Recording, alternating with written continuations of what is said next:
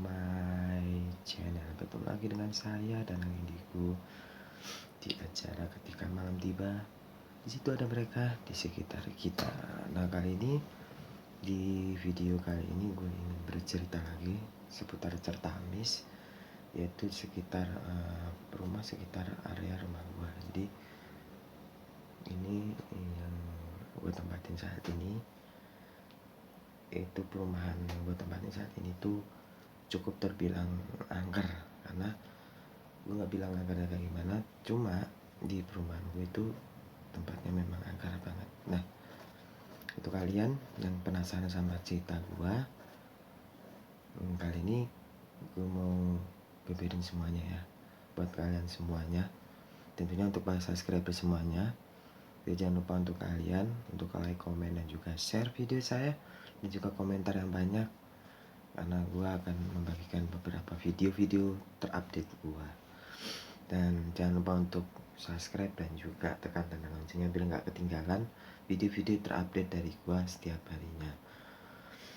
Oke, nggak usah lama-lama lagi, ini dia video saya, dan ini dia cerita saya pada malam hari ini. Seperti biasa, saya mulai dengan meniup lilin, dan saya hitung dari mulai 3, 2, 1, cerita dimulai.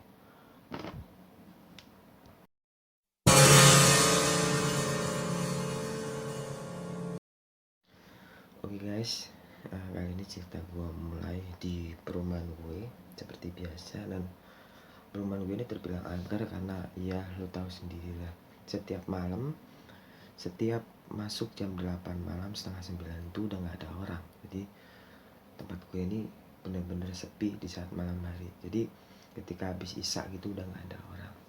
Jadi cerita pengalaman gue di perumahan gue sendiri.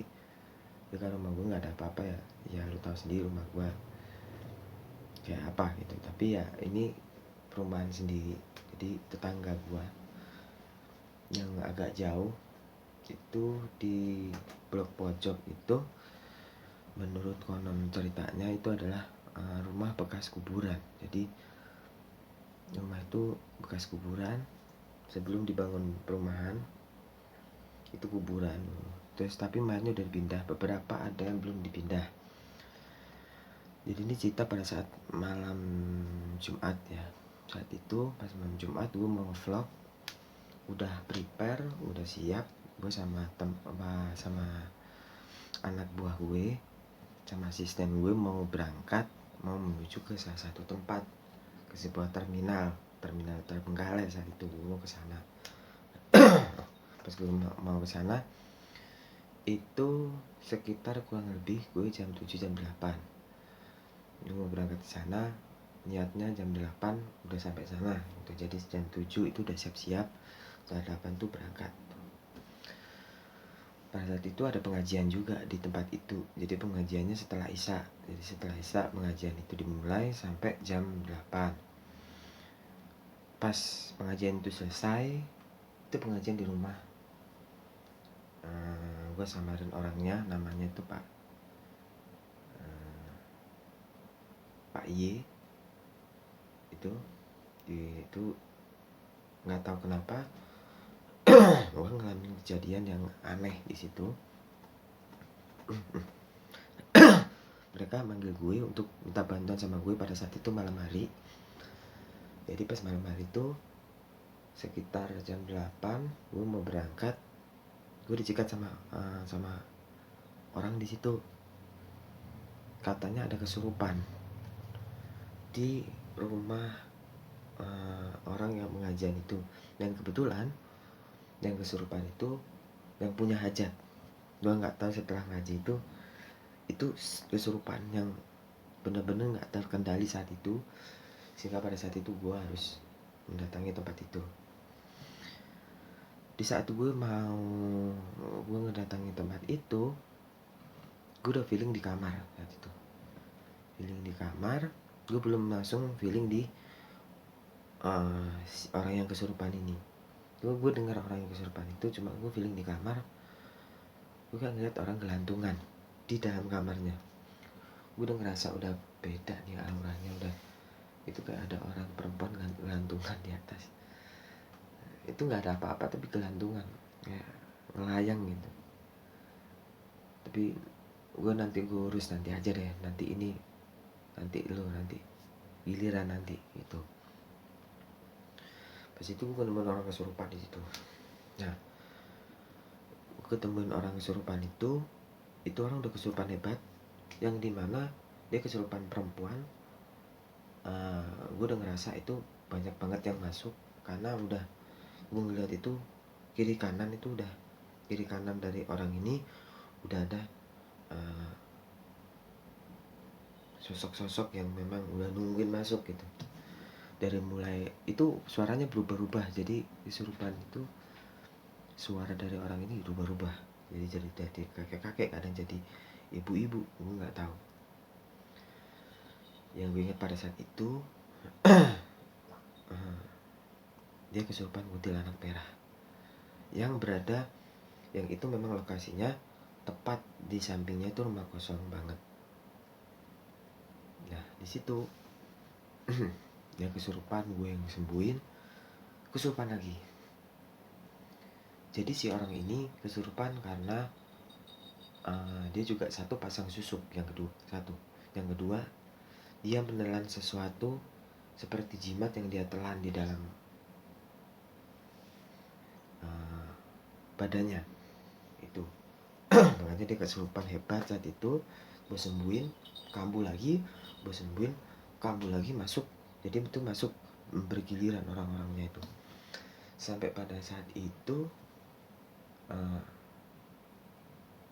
gue tanya saat itu, gue sempet halusinasi, delusi saat itu, karena dia mencoba untuk mempermainkan pikiran gue. Jadi dia bilang, gue simpen jimatnya di sana. Gue cari jimatnya, nggak ketemu. Gue cuma minyaknya doang, jimatnya nggak ketemu. Gue sempat bongkar di rumah, nggak ketemu juga. Sampai akhirnya pada saat itu ada ustadz datang untuk ngedoain di kamarnya, karena gue rasa di kamarnya, karena kejadian itu memang di kamarnya awal mulanya, dan dia dibawa keluar di dapur. Nah di ngajiin tuh sama si ustadz itu, nggak tahu kenapa si ustadz itu merinding setelah dia ngajiin di situ, kayak badannya nggak bisa gerak, di merinding. Saat itu akhirnya dia ngaji terus sampai badannya keringatan. Itu gue masih ingat tuh ustadz. Si yang punya rumah ini sebut saja Ani, sebut saja Ani lah namanya. Dia kesurupan, gue sembuhin saat itu nggak bisa. Sampai saat itu gue datengin ibunya deh. Gue datengin ibunya, itu almarhum ibunya, itu almarhum ibu, gue panggil dia ibu juga. Itu datang, itu baru tenang. Gue anehnya di situ, dia baru tenang ketika ibunya datang. Di situ baru sadar. Ketika ibunya datang itu sadar dia. Itu udah gangguannya cukup ekstrim banget, sampai akhirnya gue suruh untuk pindah di rumah saudaranya. Gue suruh untuk tidur di rumah saudaranya aja, jangan di situ, karena gue rasa banyak banget, karena banyak yang di lantai-lantai itu yang gue lihat itu banyak orang yang bisa dibilang serem-serem. Gue nggak bisa jelasin bentuknya apa, tapi banyak orang yang telanjang serem-serem di situ, tiduran di situ. Gue inget banget saat itu. Dan itu terakhir setelah gue mau ngebersihin rumah itu ibunya udah dipindah ke rumah itu. Pada saat gue ngebersihin rumah itu, lemari itu gue sengaja periksa lemari, karena gue ngerasa ada sesuatu di lemari itu. Gue buka, ternyata nggak ada apa-apa, cuma baunya aja kayak wangi banget. Gue tutup, nggak tahu kenapa itu pintu kamar itu, bukan pintu kamar, pintu apa, lemari itu ngebuka sendiri, kenceng banget, jebrak gitu. Gue saat itu noleh, kok buka sendiri gitu. Ini aneh. Sampai pada saat akhirnya gue tutup lagi itu, gue udah ngerasa nggak aman di situ. Udah gue putusin untuk ngilangin itu pagi hari aja deh, karena gue udah ngerasa nggak nyaman, badan gue capek saat itu. Niat gue untuk penelusuran terhenti, untuk bikin vlog saat itu terhenti. Jadi akhirnya gue nggak bikin video saat itu. Jadi dari situ gue dapet pengalaman udah aneh banget. Sampai pada saat itu pernah gue ke rumahnya lagi, dan dia ingat sesuatu, bahwa suaminya itu pernah pesugihan di situ. Jadi suaminya, karena dia tidak ingin anak-anaknya jadi korban, sehingga dia mengorbankan dirinya sendiri untuk menjadi tumbalnya di situ. Jadi dia meninggal, dan gue lihat itu ada laki-laki itu digantung di atas. Gue ngeliat banget jelas itu, dan memang bener, itu memang bener, orang-orang juga lihat. Itu yang buat gue merinding sampai sekarang, dan itu nggak bisa gue lupain. Pagi harinya, oh iya, gue masih lupa saat itu kayak gue diusir. Saat gue main di situ, setiap gue main di situ kayak gue diusir. Jadi kayak ada pintu apa gitu ngebraknya itu keras banget. Gue mau hidupin dupa, itu orang kayak mau kesurupan lagi. Jadi setiap gue mau hidupin dupa, dia nggak suka. Jangan hidupin dupa, katanya gitu. Gue nggak tahu kenapa, tapi itu kayaknya suruhan dari orang yang di belakangnya itu. Gue nggak tahu itu belakangnya itu di kamar yang nomor 2, itu kan nomor 1, 2. Di nomor 2 itu nggak dipakai, memang dipakai untuk ngaji apa. Itu terasa panas dan nggak biksen banget. Dan disitulah memang katanya tempatnya di situ masih ada mayatnya katanya di situ. Itu waduh, pendek banget. Dari situ besok paginya baru gue bersihin tempat itu.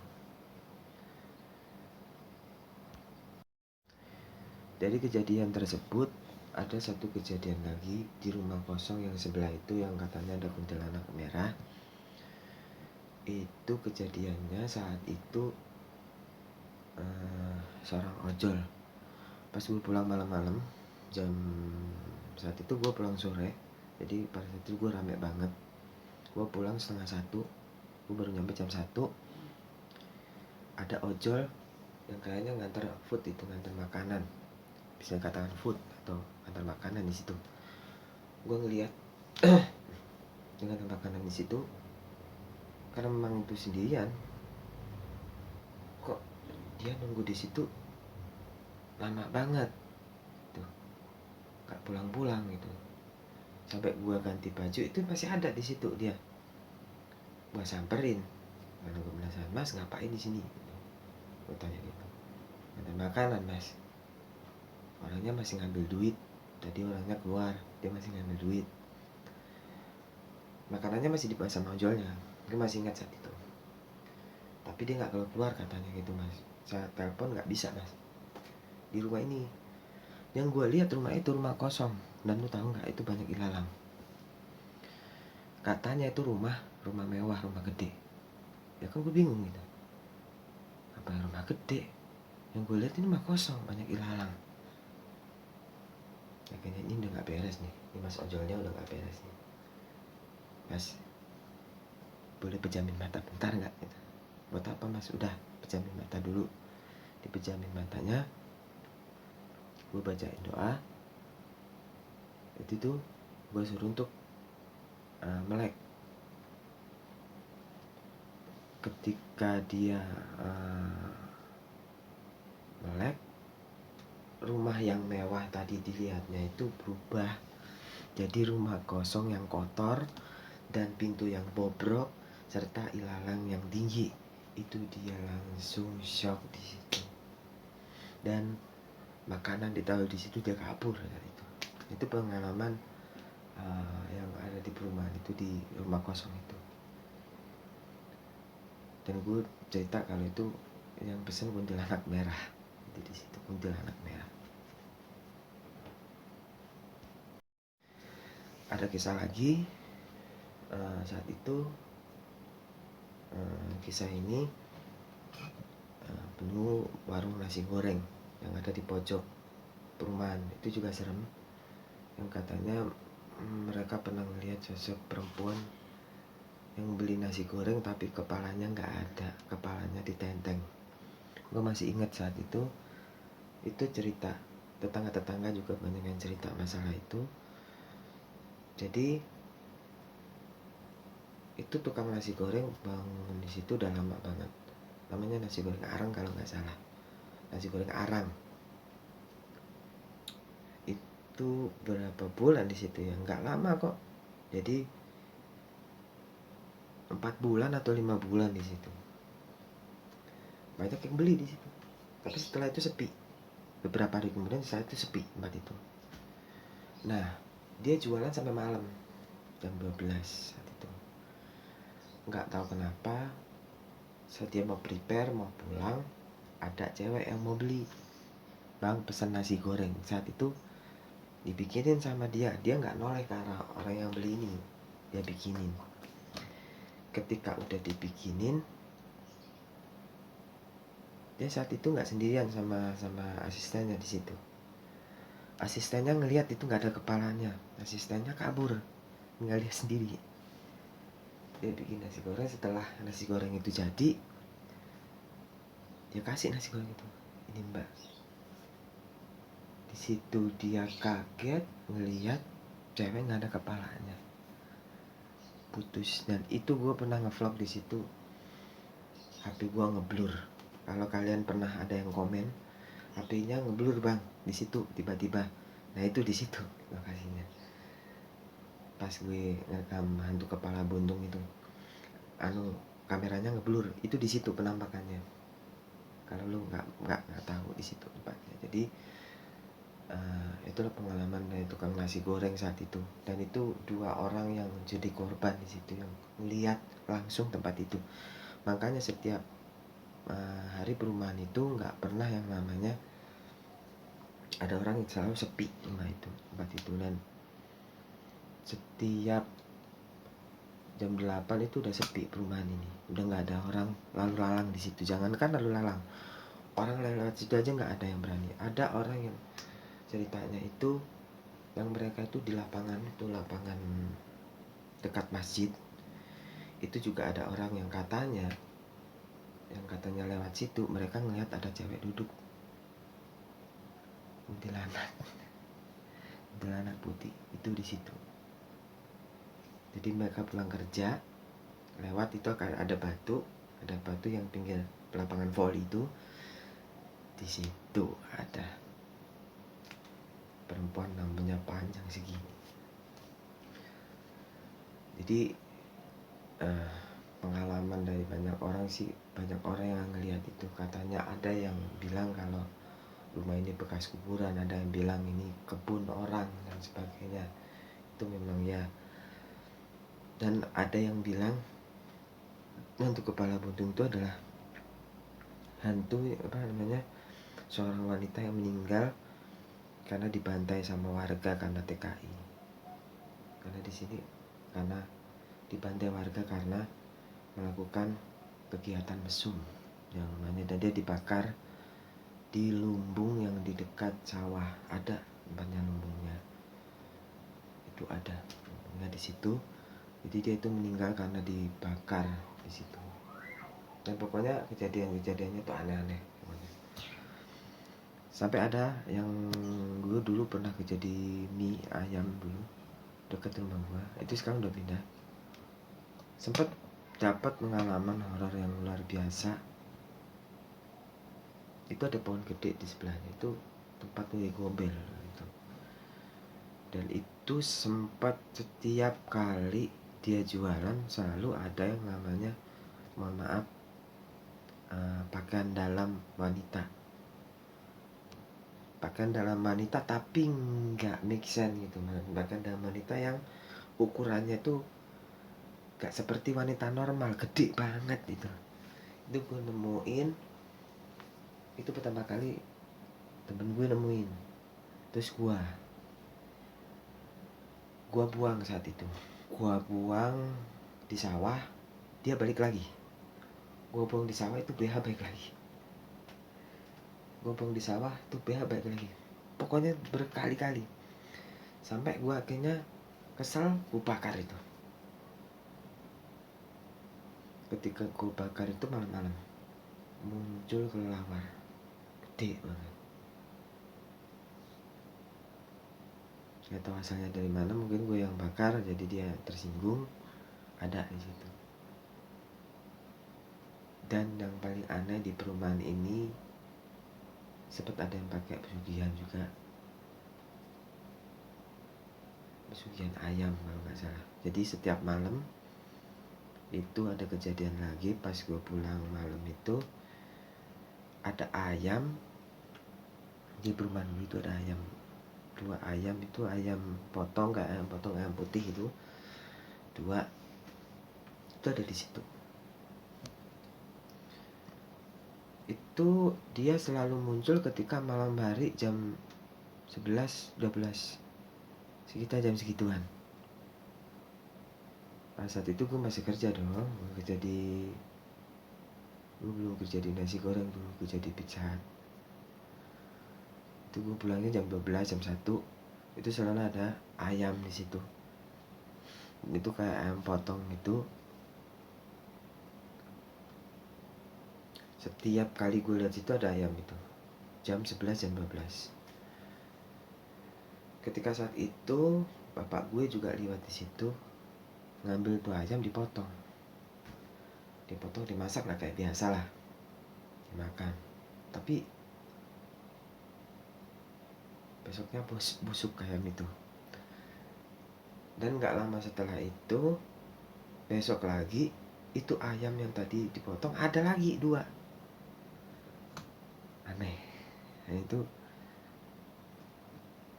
akhirnya gue biarin deh di situ, sampai akhirnya hilang sendiri. Gue nggak tahu itu hilangnya kemana. Itu ayam selalu ada ketika jam 11. Itu sih pengalaman orang gue di perumahan ini. Dan banyak kejadian-kejadian yang nggak terduga di perumahan ini, sampai gue bikin vlog dulu di perumahan ini karena ya itu kejadian-kejadian itu. Itu aja sih menurut gue. Tadi apa santai gue anggap tamat cerita ini.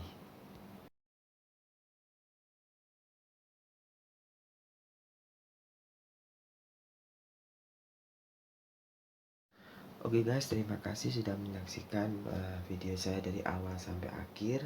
Saya bercerita tadi, terima kasih sudah subscriber saya sudah 50 subscriber.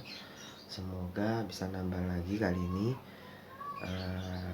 Berkat dukungan kalian, gue masih bisa bikin video sampai sekarang ini, walaupun gue nggak penulisan, tapi gue bikin video dari cerita-cerita mistis, cerita tertamis, pengalaman gue, pengalaman narasumber yang gue share juga di Certamis pada malam-malam saat. Dan ini nih episode yang ke-8 yang gue ceritain untuk kalian di hari Minggu. Mohon maaf kalau hari Sabtu kemarin gue nggak bisa ngevlog karena gue break dulu, gue capek, soalnya kecapean, jadi gue nggak bisa bikin video. Oke, itu saja sih menurut saya. Terima kasih. Dan sebelum gue akhiri, jangan lupa gue ingetin sama kalian untuk like, komen, dan juga subscribe. Dan jangan lupa untuk tekan tanda loncengnya biar kalian gak ketinggalan video-video terupdate dari gue. Oke, so jangan lupa juga saksiin gue tanggal 23 spesial ramalan 2022 dari versi gue. Oke, saya Danang Indigo mengucapkan terima kasih yang sebanyak-banyaknya atas dukungan dari video saya. Sampai jumpa di episode selanjutnya. Wassalamualaikum warahmatullahi wabarakatuh. Ciao.